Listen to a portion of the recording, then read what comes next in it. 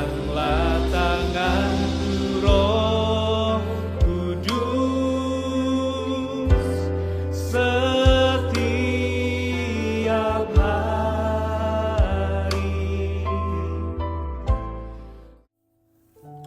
Shalom, puji Tuhan. Kembali kita berjumpa di tahun yang baru ini, 2024. Saya percaya kita semua ada di dalam perlindungan Tuhan. Dan saya membagikan atau men-share firman Tuhan pada kesempatan ini. Di dalam kitab Yunus pasal 4 ayat 4. Tetapi firman Tuhan, patutkah engkau marah? Tema renungan kita pada kesempatan ini adalah layakkah kita marah? Saudara, di dalam kasih Tuhan Yesus, Niniwe memang bangsa yang jahat. Namun Tuhan memberikan kesempatan kepada mereka untuk bertobat dan diselamatkan. Yunus marah.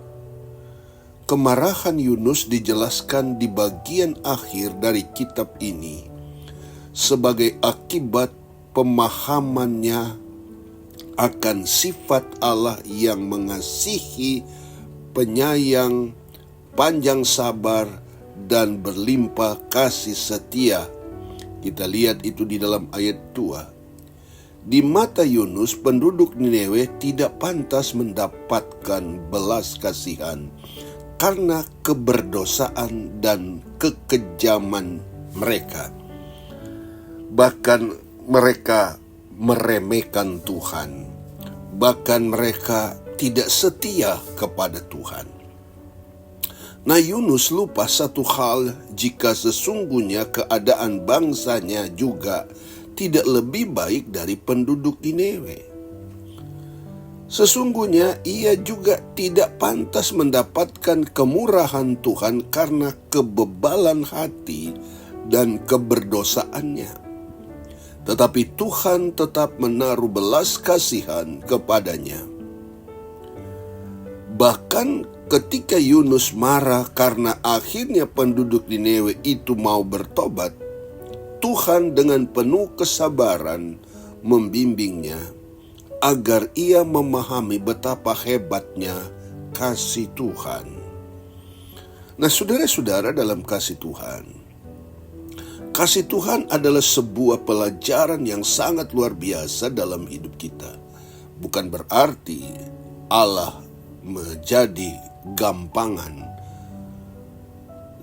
seolah-olah tidak tegas. Tetapi di dalam kasih Tuhan ada satu pelajaran yang perlu kita contohi. Bagaimana kasih Tuhan itu yang luar biasa. Kita acap kali marah melihat kejahatan seseorang. Kita merasa bahwa orang jahat tidak pantas diampuni.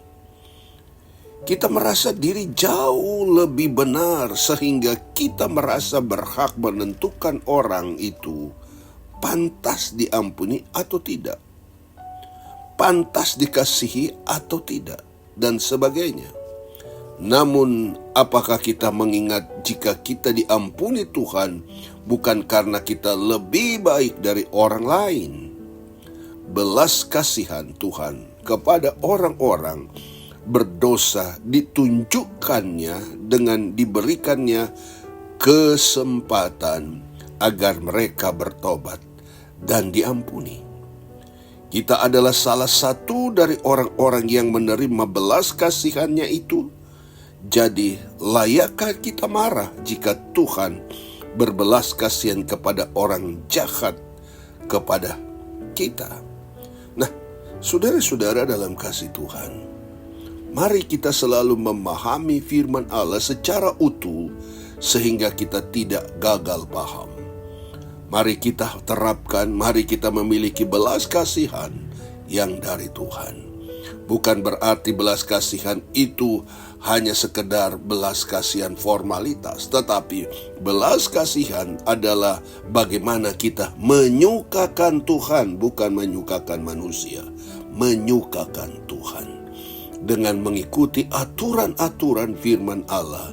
Dan saya percaya kita adalah orang-orang yang berbahagia karena memiliki belas kasihan dari Tuhan.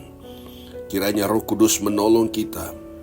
Dan apakah kita marah ketika Tuhan menunjukkan kesabaran dan belas kasihannya kepada orang-orang yang berbuat jahat kepada kita? Mari saudara, kiranya Tuhan menolong kita sehingga kita boleh menjadi umat-umat Tuhan yang memiliki cara berpikir yang dewasa di dalam Tuhan. Tuhan tolong kita, Tuhan memberkati kita semua. Amin. Puji Tuhan.